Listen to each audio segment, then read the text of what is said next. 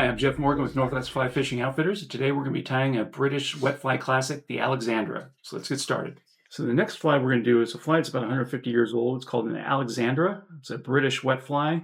What got my attention to this fly a long time ago when I was a kid was I read that it was banned. And that seems so exciting and dangerous, for a teenager fish with a banned fly. Well, it turns out a lot of flies in England are banned because all the waters are privately owned or privately managed, and it's up to the owner's discretion on which flies you can fish and which flies you can't.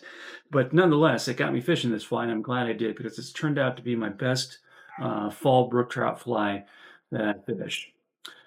And so the first thing we do is start the body with thread like we did there, and then we're going to add a tail. And for the tail, I use tips of red schlappen that I use for other patterns, and I just got some leftover tips. And so I'm just going to pull some fibers off of that.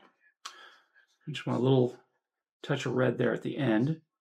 And I'm going to tie this up the entire length of the body. And the idea is I want to keep my body as flat as possible so that when I add the tinsel and wrap the tinsel, there's no gaps. I mean, tinsel is always hard to work with. The easier you can make it for yourself, the happier you're going to be.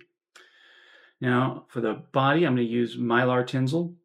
Again, with mylar tinsel, you generally have a gold side and a silver side, and you want to tie with the side facing up that you don't want to see when you have a finished fly.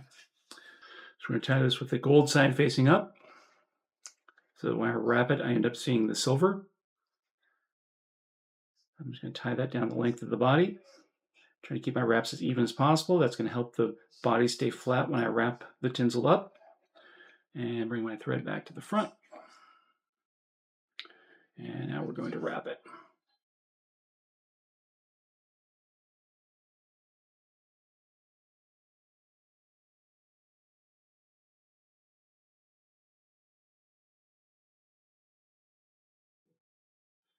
Wrap it to about 80%, 90% of the body length. Go ahead and cut off the excess. The next thing we're going to do is we're going to add hackle, and just kind of the webbiest black saddle hackle you can find that has shorter fibers. We don't want a huge long wing on this or long hackle on this. Go ahead and tie that in. Clip off the excess there. And about 3 wraps would be maximum. Any more, you start to get too dense of a hackling. We'll go ahead and we'll tie that down. 3 wraps. Okay, these other fibers back.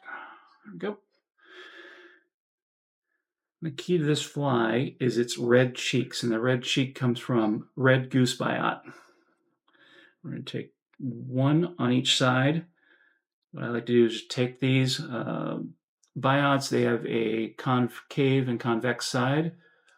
We want to put the convex sides toward each other so we have kind of a V. That makes it easier to slip on each side of the fly. So we have a little red flash of red there at the throat. These are in. We can trim our excess.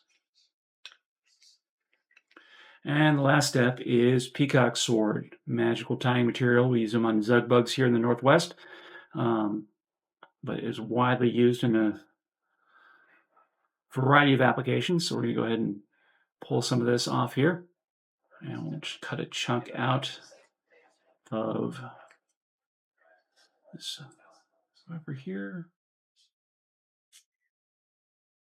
Now, ideally, you can pinch these together and they keep the same curvature. When you tie, sometimes 1 or 2 or 3 of these fibers are going to splay off to the side. That's okay, not the end of the world. We're going to try to keep them all together. About 2 wraps there. There we go.